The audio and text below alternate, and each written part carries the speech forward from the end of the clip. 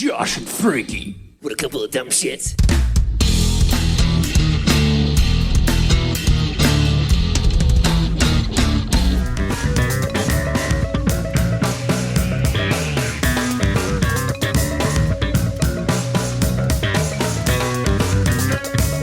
Hello, Primates! You found Primus Tracks. Congratulations! There are so many places to find Primus Tracks, if you so desire, at Primus Tracks on Instagram and Threads. PrimusTracksPod@gmail.com is the email address. There's even a Facebook page. Remember Facebook? Yeah, it's called Primus Tracks. You should probably check it out.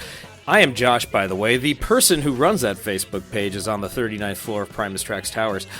It's Frankie Berestein. Hey, Josh. Good morning, Frankie. We are recording in the morning hours. I am highly caffeinated. My energy levels are actually reaching the 39th floor, I think, for the first time. Today we're talking about the title track of Whales and Woe. It's called Of Whales and Woe. We need help, Frankie, because I don't know a lot about whales. You don't know a lot about woe. So we have a third today. He is checking in from the Primus Tracks field office in San Luis Potosí.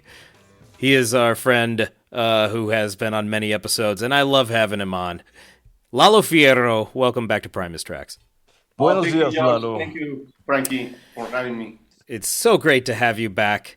We are on the Of Whales and Woe record. As we've made our way through it thus far, we have everyone we've talked to and all the feedback has been this is a favorite of so many people. I want to ask you, Lalo, what do you appreciate about this record, and do you have pleasant memories of it? Yeah, I have a good memories of that record. I remember I was in my last 20s. In that time, I had my second child, and I remember go to the record store in San Luis Potosí because in that time. I don't think so. It's Amazon. I don't know, but it was here in San Luis Potosí, Mexico. Very hard to get records. Okay. And I remember it was a record store when you go make an order and then just finger cross and hope a month or more to get your new record. Oh wow! And I remember that. Yeah, you know. Mexico, it was not easy in that time to get a special record. Even Primus was very underground here. Yeah. So, and I remember it was very special for me because it was the first solo Claypool album. In that time, I didn't know what to expect from the cover, everything. It was when I opened the disc.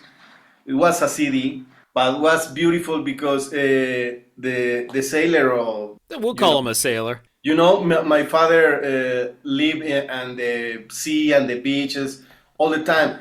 All his house is full of ships, boats. So, oh my God, my first thought was my father is gonna love this album. Oh, neat.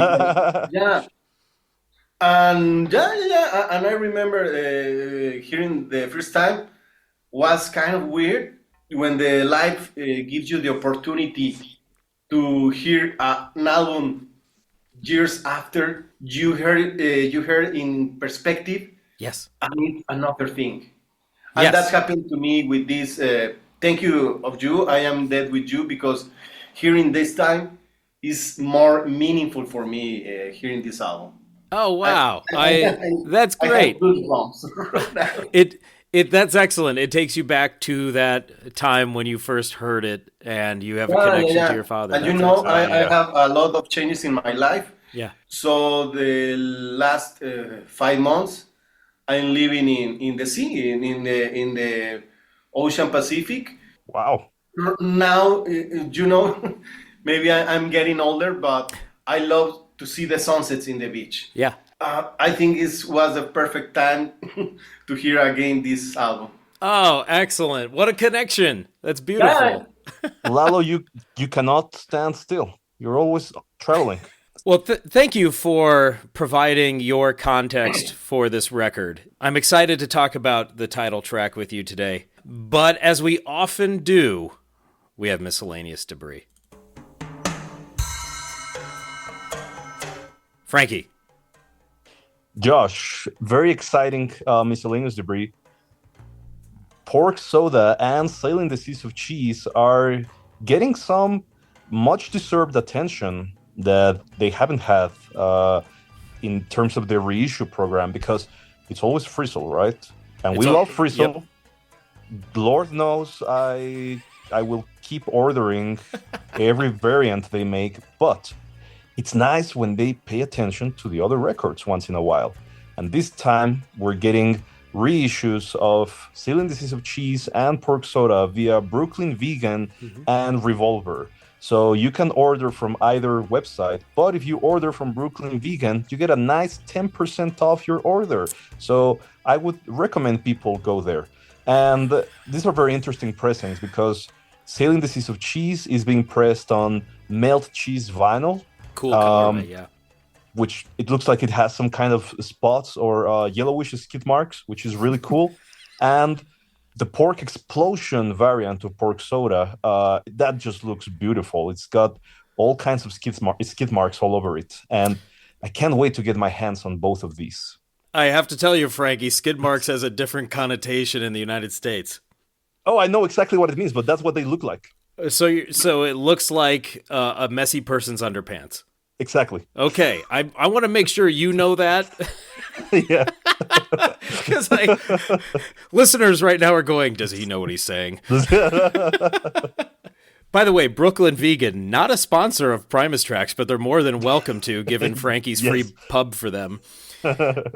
You also mentioned that Frizzle and Suck on This are continuously repressed, of course. Les and Prawn Song reacquired the rights to them at the turn of the century, and it's more difficult for those other records that they did for Interscope because of who owns the masters. So once they, when they're able to get Interscope's attention, they can do a repress or two and make some easy money. Once again, reminds me, why doesn't Interscope re-release the Sausage LP? Or make a first ever pressing of Highball with the Devil.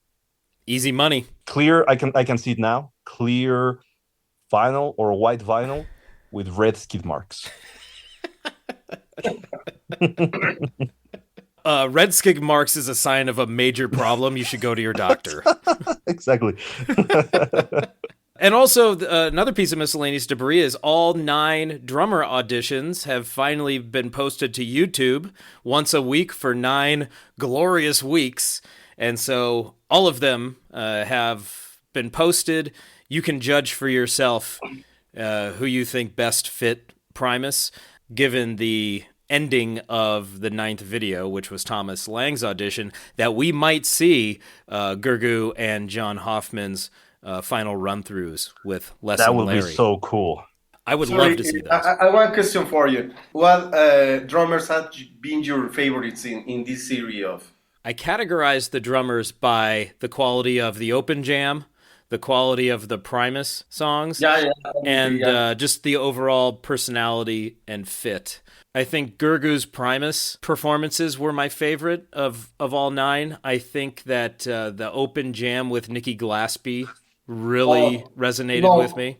She was incredible. Personality-wise, I think a lot of those auditioners would have fit in with the band fairly well. But John Hoffman stood out because he was so gracious and humble. Have you watched them all, Lalo? Who stood out to you? I love it. I'm waiting like, when you are waiting for your favorite show, and I was expecting the Wednesday just for this reason.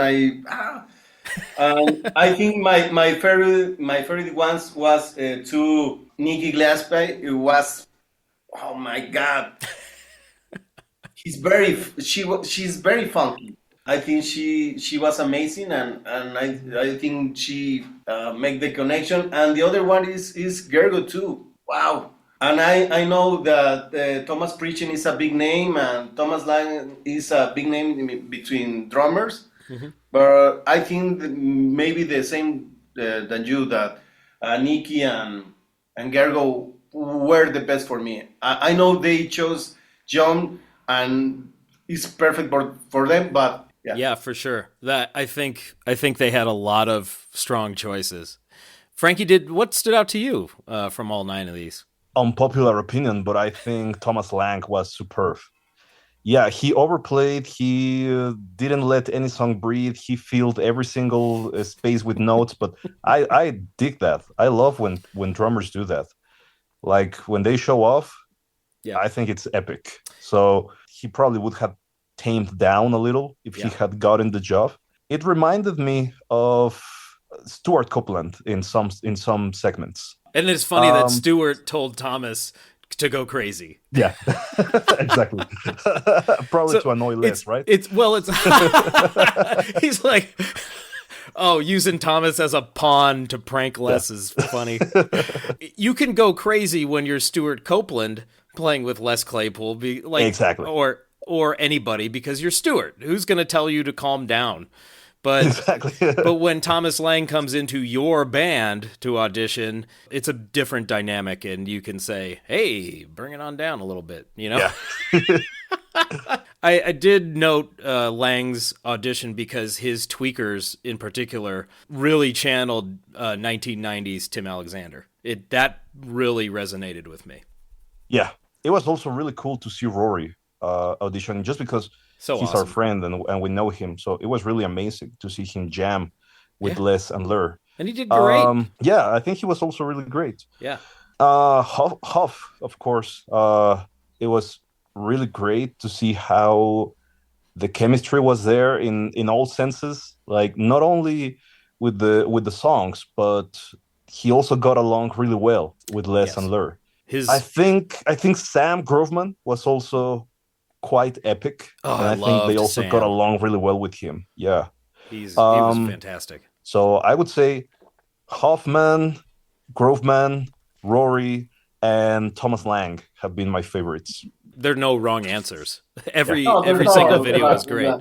I wonder, and Lalo, you're a working musician. I wonder, because of these audition videos, how many phone calls these drummers are getting to audition for other bands because they were all so great.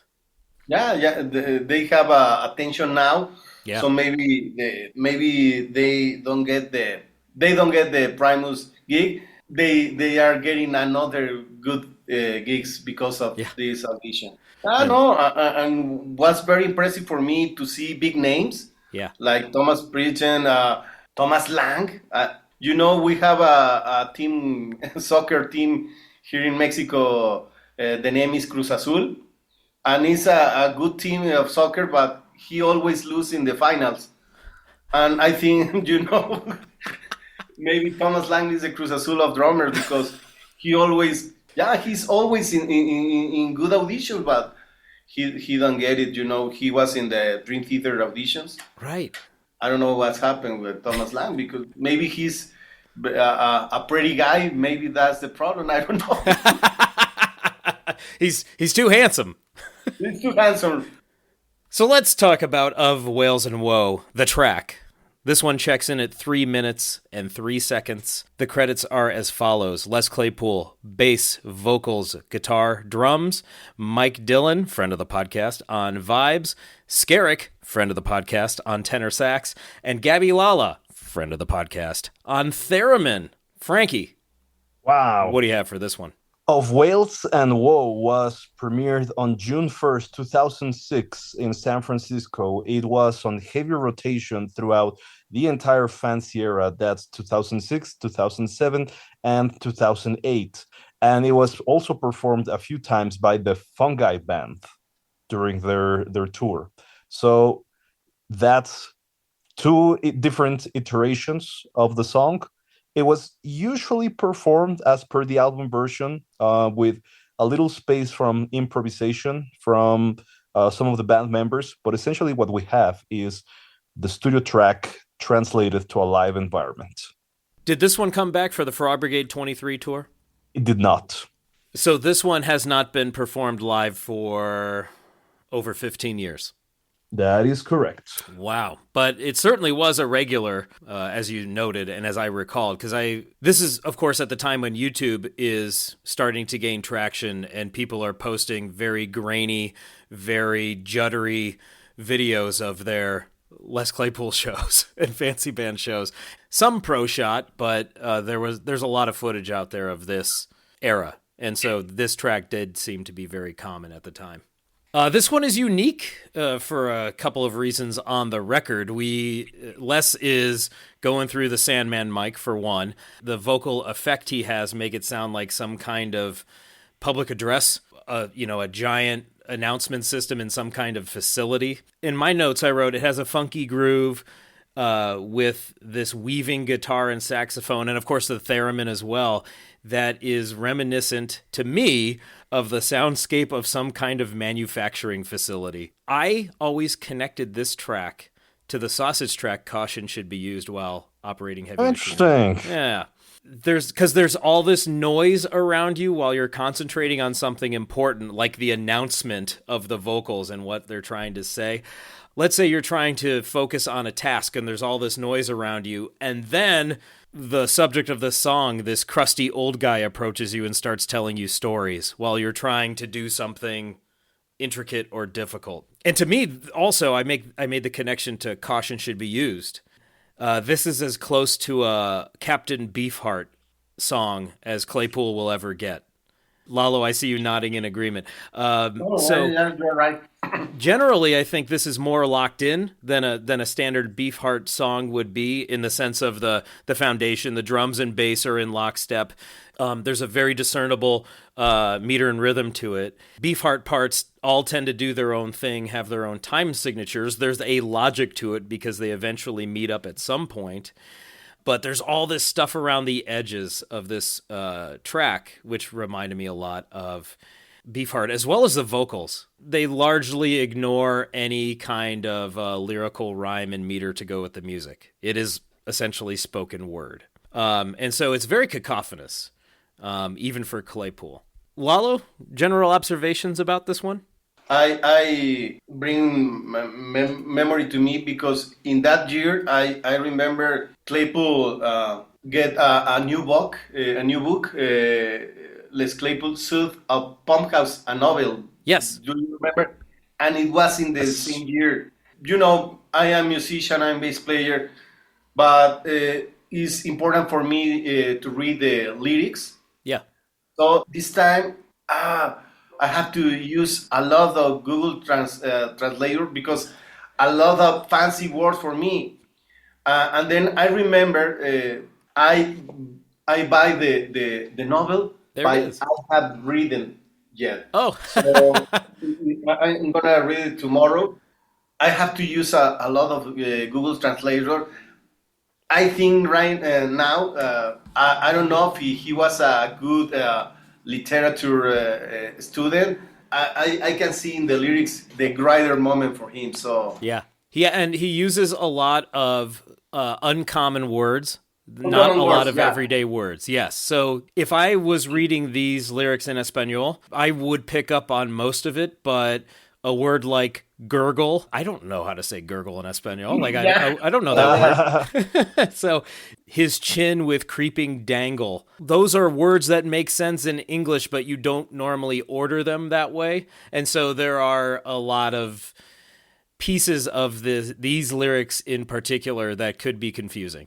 Yeah. I would refer to this track, Josh, as the tongue of the record.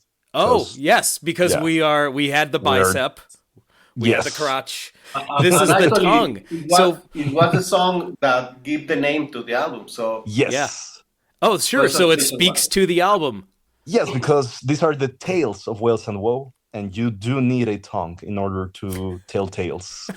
And I'm also going to say something very brave yet very controversial. This should be a new segment. Very brave yet controversial. By Frankie.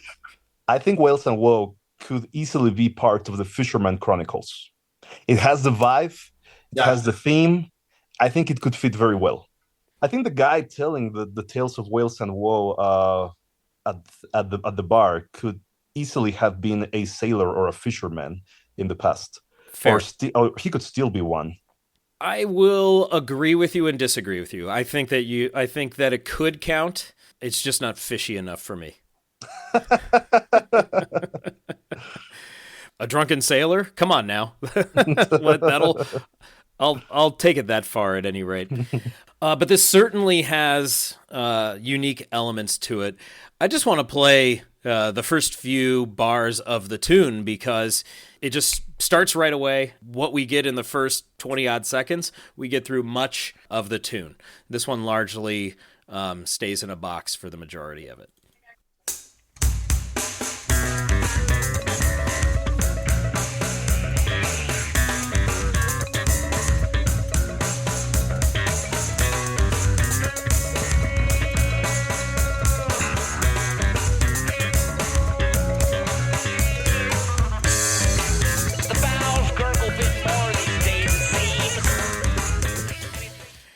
So you got a taste of that vocal delivery as well. So there's this really cool pattern on the drums and bass laying the foundation. There's the vibraphone, the saxophone, the guitar, the theremin, and they're all weaving around.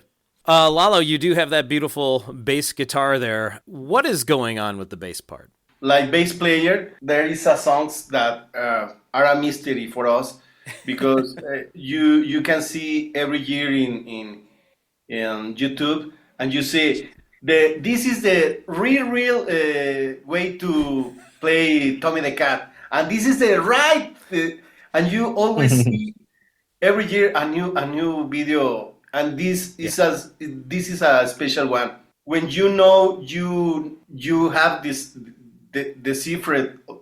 I don't know how it is the spelling, the pronunciation. Decipher. Yeah. The Claypool code. No, you have to restart and relearn everything. Yeah, you can see it's always that something's happened to me when I hear Les Claypool, because you can hear it and you say, it's not so hard, because and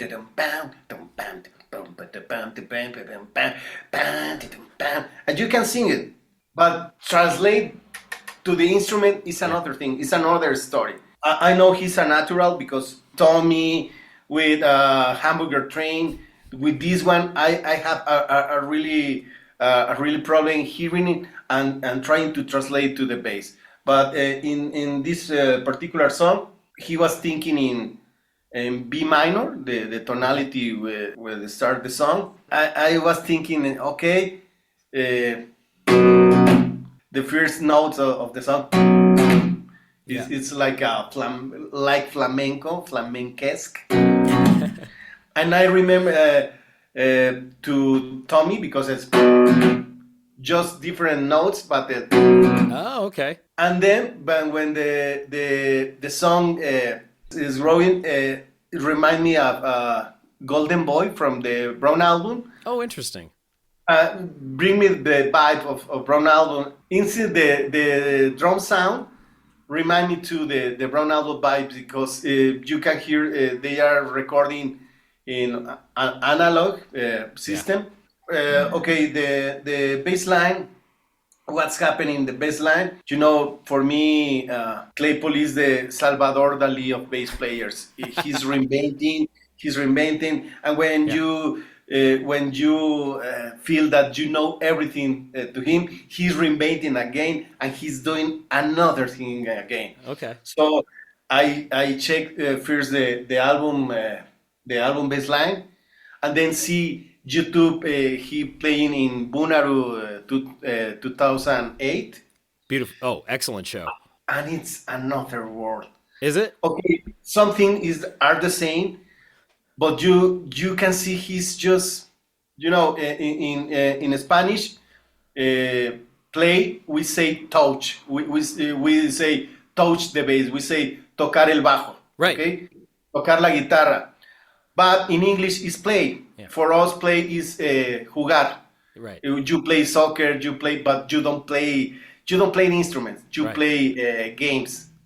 But in this, when you see the difference, I think it's better to say play guitar, play the bass, because you are playing, you are having fun. Yeah.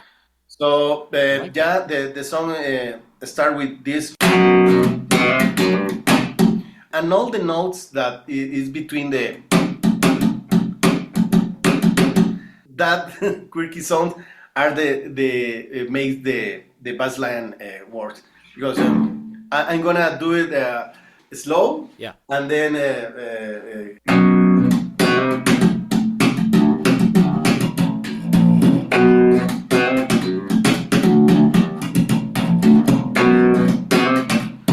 he never plays the same way, because he start to adding things or quitting things, because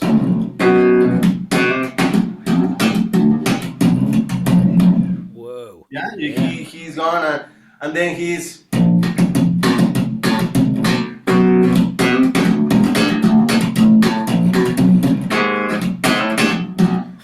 then he changed the key. For me, he's like playing now in A.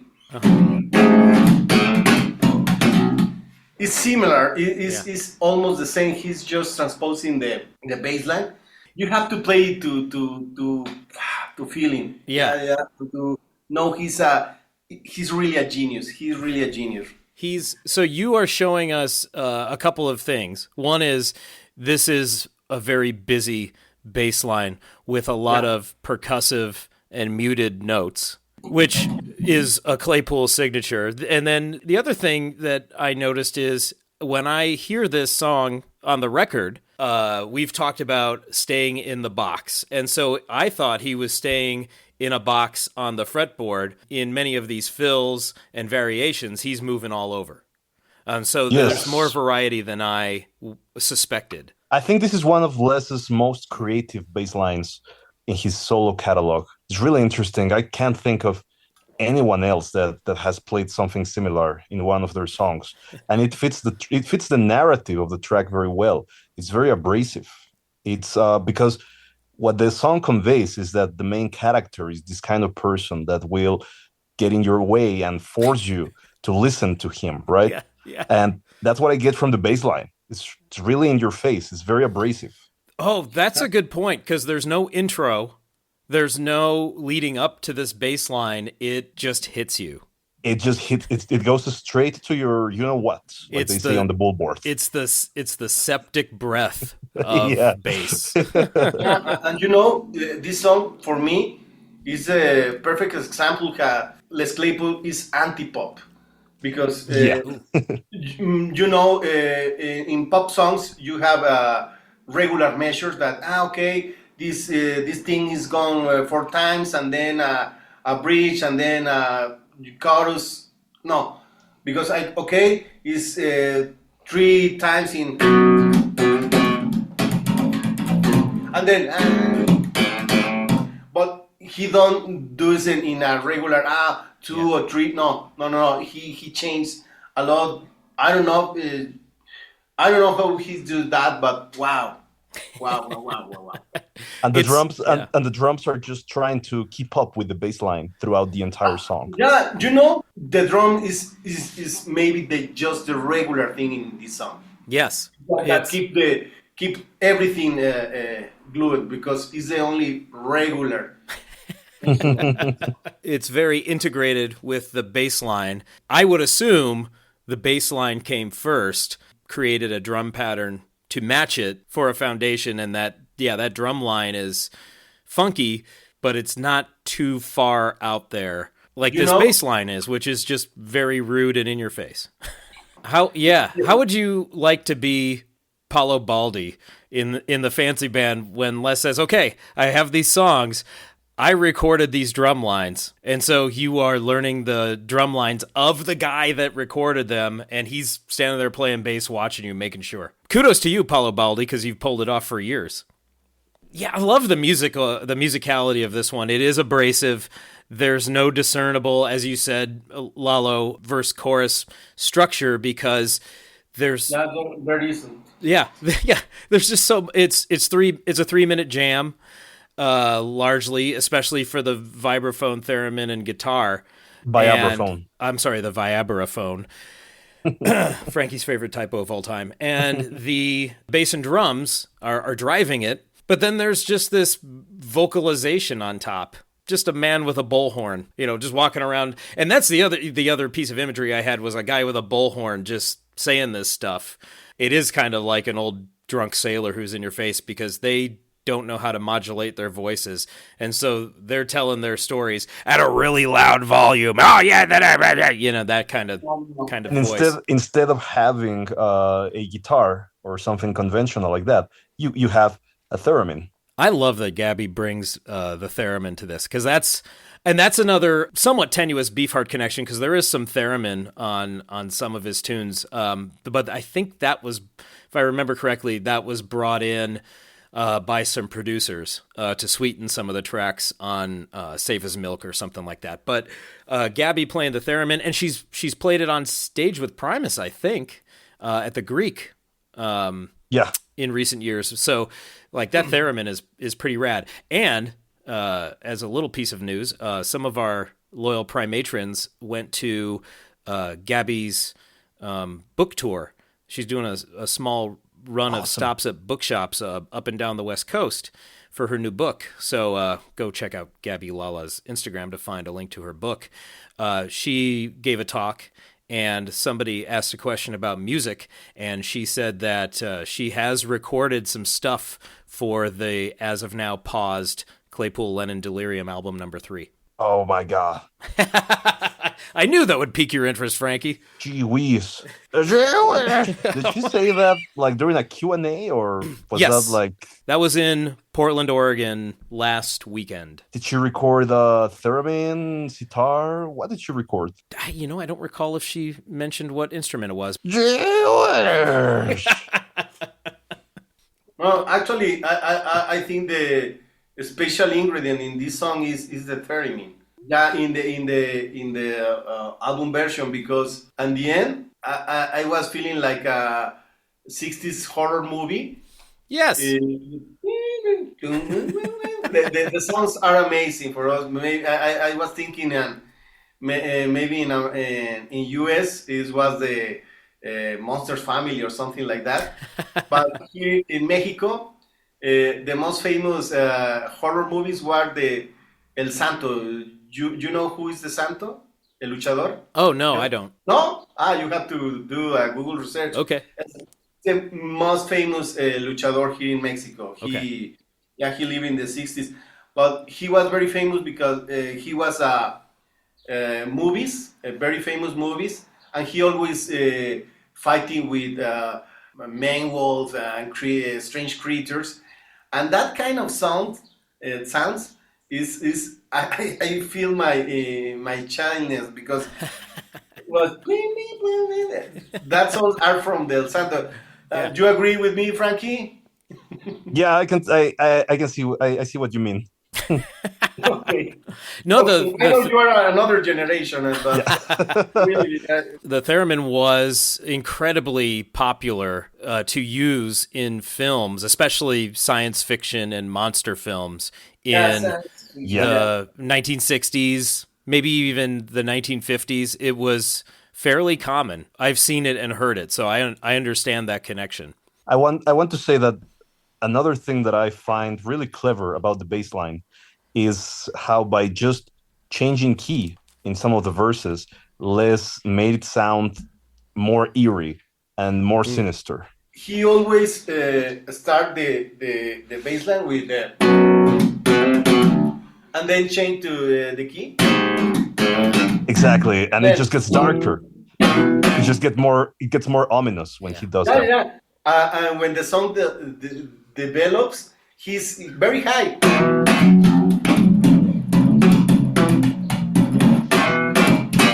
And has a very interesting part when I think the song was born in a jam, but in the end the bass and the drum has stops, and they you can see that it's not a jam because they have. I think this is the only part that you can do everything everything that you want, but in that part we have stops and that. Yeah. Oh, and my favorite part. Wow. And my favorite part of the song, the muted part. That's even busier bass playing, it seems like. Yeah. You've a couple good points there. The stop start, I hadn't mentioned that yet. Of course, that's a signature of a very odd stop start. It's not just 1 2 3 4, and the of course that muted part is really rad.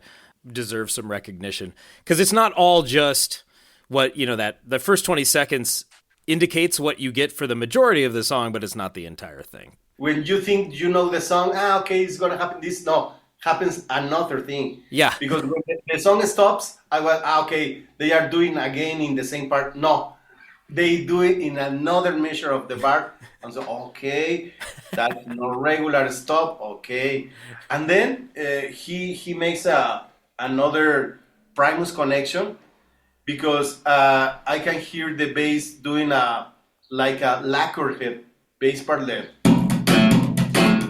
Oh, sure.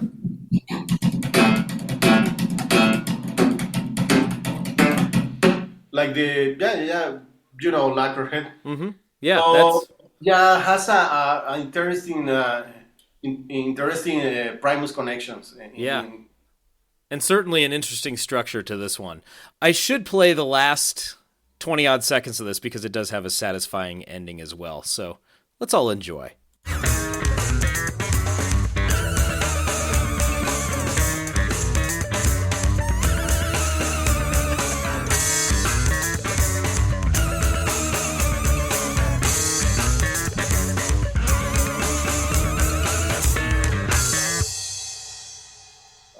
Odd ending too, because you have that descending chromatic line, and then it ascends, and you think you're going to get another round of it, and it ends. And I also get the feeling that there are songs where Les is taking his time with the narration, and the music is reacting to the lyrics.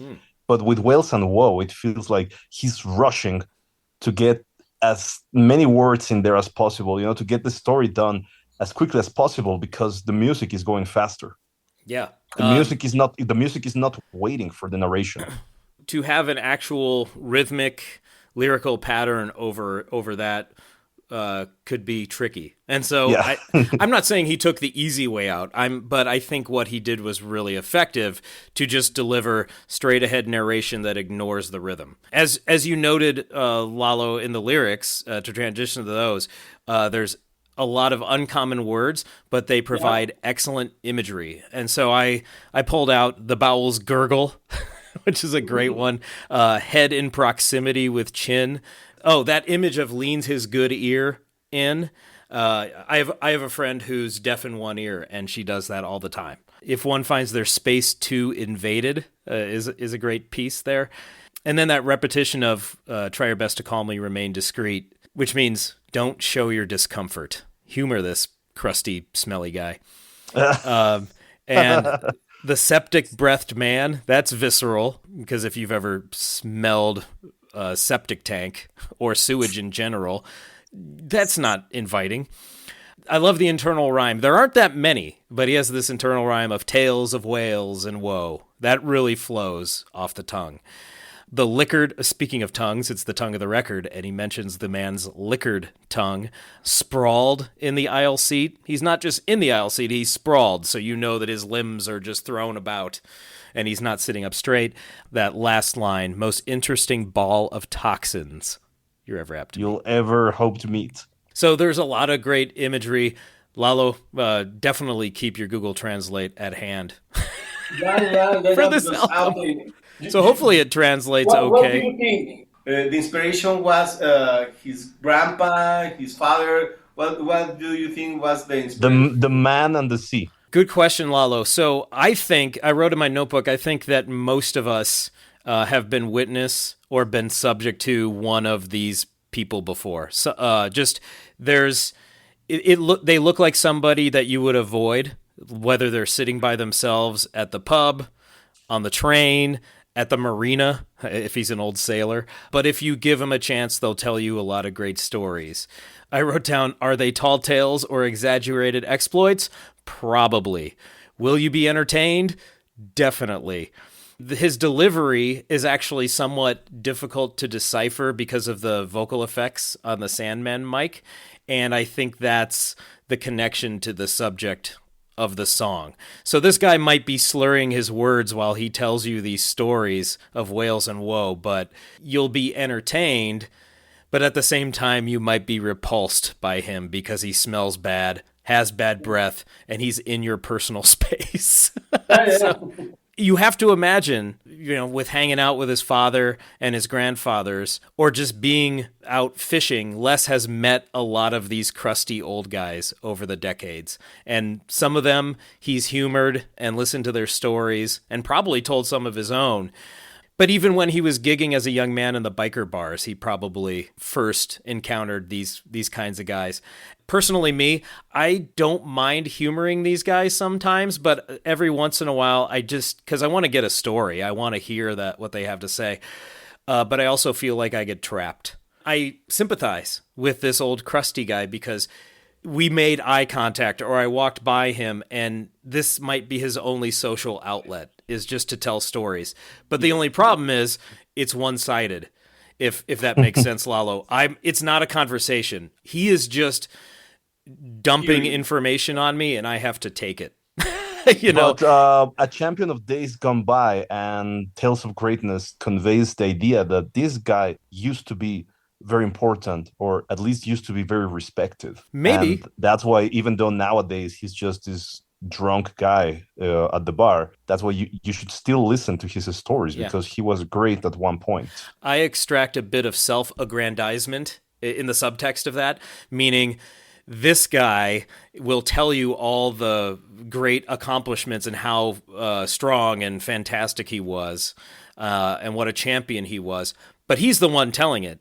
So you don't know if he's exaggerating and how much he's exaggerating. There are plenty of stories I will tell from my younger days that I'm exaggerating the details. We do that. We tend to, especially with memory, we tend to distort memory over time.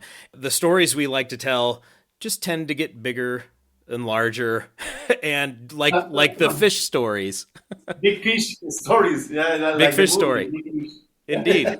There's all these different elements to it, and I think Les is hinting at a lot of those in the lyrics here, and that's to his credit. But also with the title of Wales and Woe, it conveys a great sense of regret. I think the imagery of the whales in this song, it's kind of a symbol of something that was chased and never obtained.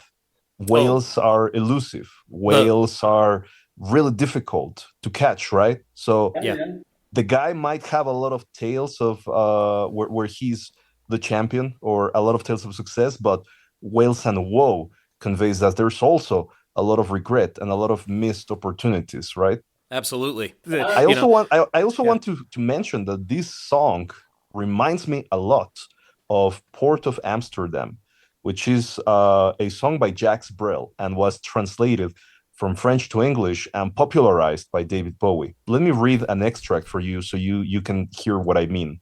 In the port of Amsterdam, where the sailors all meet, there's a sailor who eats only fish heads and tails, and he'll show you his teeth that have rotted too soon. And he yells to the cook with his arms opened wide, "Bring me more fish, throw it down by my side." He wants to belch, but he's too full to try. So he stands up and laughs, and he sips up his fly. That's the guy. Definitely. That's it, right? Yes. Okay, so Of Wales and Woe is the sequel to Port of Amsterdam. That's the Bowie connection. Bowie connection, yeah. Yeah, I just he's not here, but I can see Soya rolling his eyes right now. Yeah. I see that connection. And there are plenty of songs with characters who are regaling stories of their past, possibly lionizing themselves or making themselves out to be bigger than they were. But I think this is a universal thing. I just know that I've been subject to people like this in bars and on trains and whatnot. And and they're pretty entertaining, but I need an out. I can't listen to it all day long. So I've certainly met guys like this. I think in 20 years from now, when we look back on New Year's Eve, we'll be telling people that Terry Greenberg pulled up in a limo, and when he met us, he said, we're here because of you guys. You two guys brought Beanpole back. Yes, he handed us each $200,000. Exactly. Put feather boas on us. We were... Let's do this.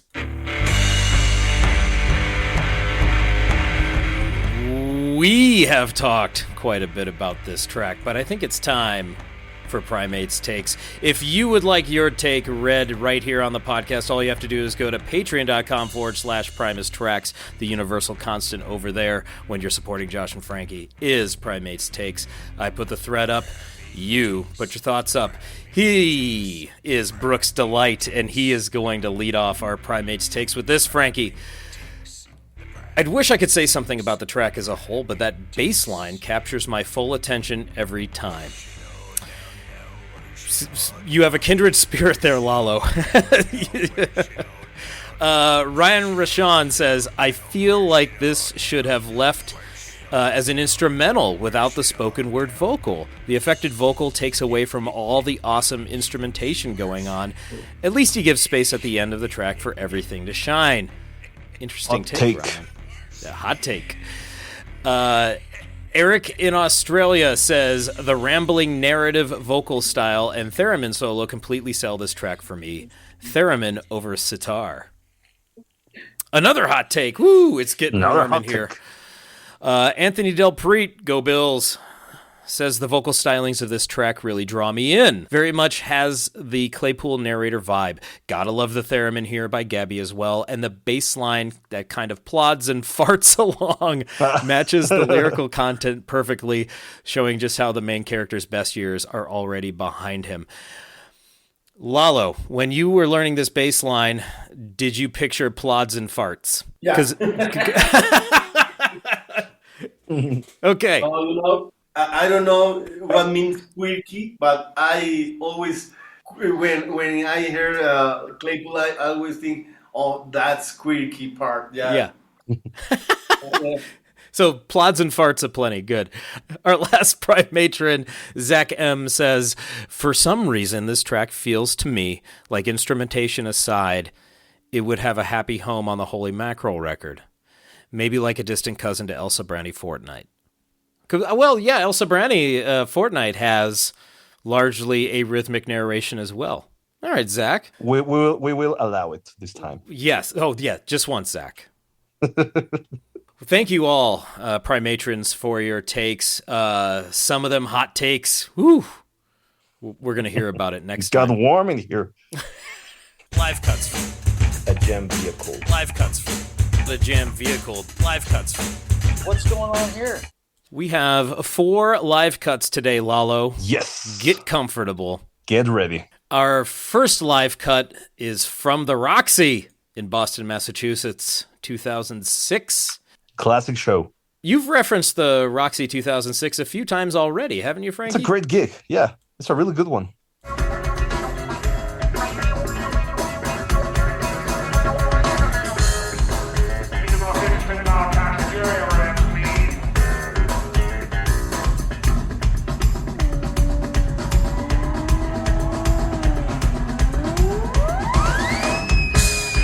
Yeah.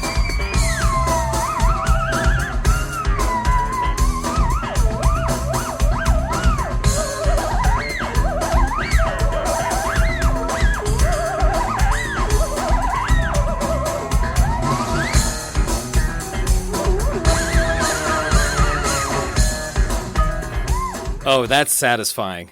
Gabby went all out on that one. Yeah. I'm currently looking up theremin prices because I really want one. What did you hear in that, Lalo? The bass line is intact. I just feel the drummer playing the rhythm loose. More Copperland, more loose. He's just having fun because that's, like a shuffle. The bass is the same. And just the theremin went crazy. Yeah, that was a delight, to borrow Frankie's term. Our next live cut is from Frankie's Wales Live Sessions, the fictional box set that will be released in 2036. Let's hear some Ski Rack.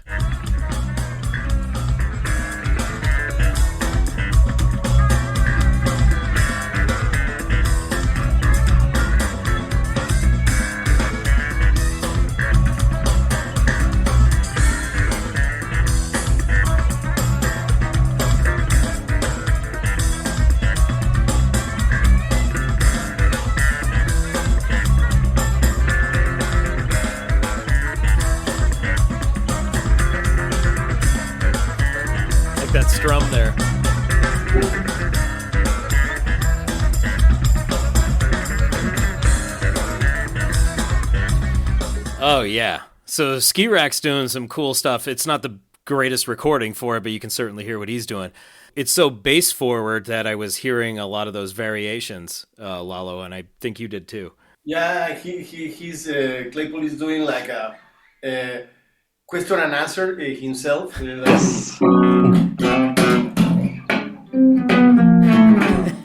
know that.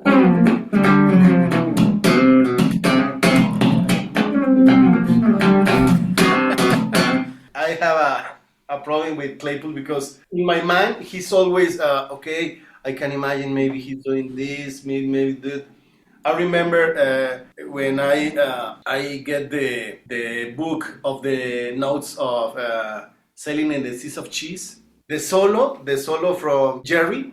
The notation was like a something impossible. Oh, yeah. And when I see the how he do that, he just was. Oh, with his right hand, yeah. But yeah, just with distortion, overdrive. Yeah. But in the book notation, is yeah, no, he's natural. So yeah, it's a problem with that. When you want to analyze, no, you have to feel it first. Yeah, he's not sharing his secrets. And whoever transcribed the guitar and bass parts for that book, there have been a lot of complaints over the years about those tablature books. So you're not alone. Our third live cut is from the legendary, and I say legendary because we did an LSD on it, 2008 Bonnaroo performance. Here's a special rendition of Wales and Woe with Merv on saw. Urbanstein.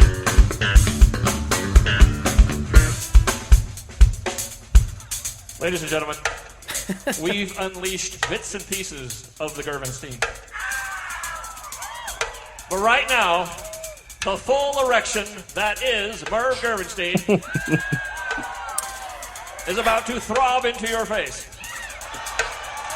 I give you... I feel like we've played this before.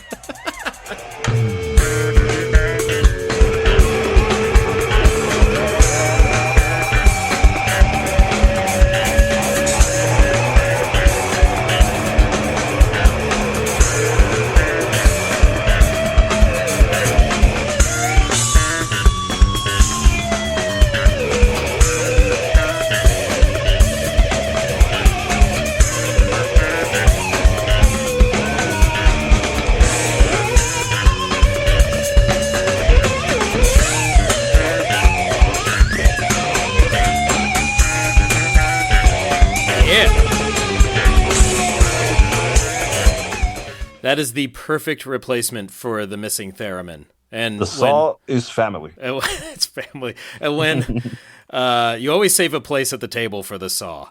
So when Les put together that lineup for Bonnaroo, it must have just been immediate that, hey, bring the saw. You're going to play it during Wales. There's a reason we did an episode on that one, I think, Frankie. Yeah. Our final cut is from the NPR World Cafe appearance. Yeah, NPR. Back in 2006, Les appeared on World Cafe. Just do a search for World Cafe, Les Claypool. It's still there. Really great sound quality on this one. Wales and Woe was one of the tunes they played.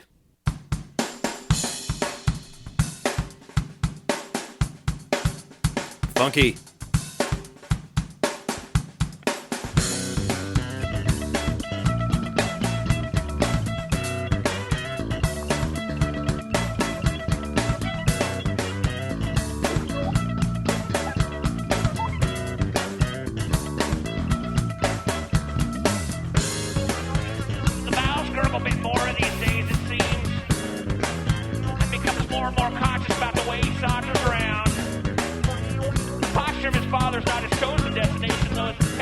I love how much space is in this intro and in this recording. You can really hear everything clearly. Now, Frankie, you want us to listen to this performance at the 3-minute mark, but you did not indicate what we're getting into, so I am going to steel myself for greatness. He's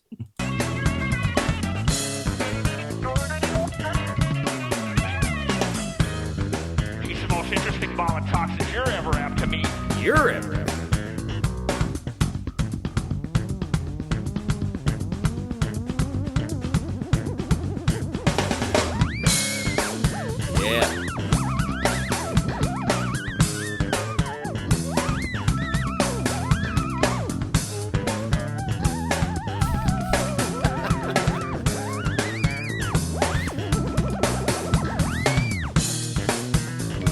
Yeah, that's great. I remember listening to this shortly after it aired on World Cafe, and great stuff.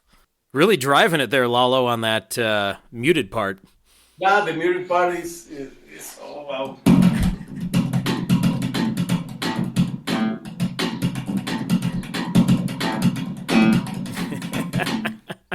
That sounds like a really good just exercise for your fingers too, and your coordination. Yeah, the stamina, yeah. Thanks for those, Frankie. Excellent live cuts. So I guess I can say this, of Whales and Woe, there's no need to remain discreet because you've been tracked. Next time, Frankie, this is when I become a Brill Cream man. I hope we don't end up with an X-podcast. Well, that's of Whales and Woe, the track. Lalo, thank you so much for bringing your bass and talking to us today. Oh no, thank you for having me. Really, always is a pleasure and an honor. Oh, I love having you on, man, and I appreciate your friendship and your willingness to do it. Oh, me the same. Later days. Willie Mays.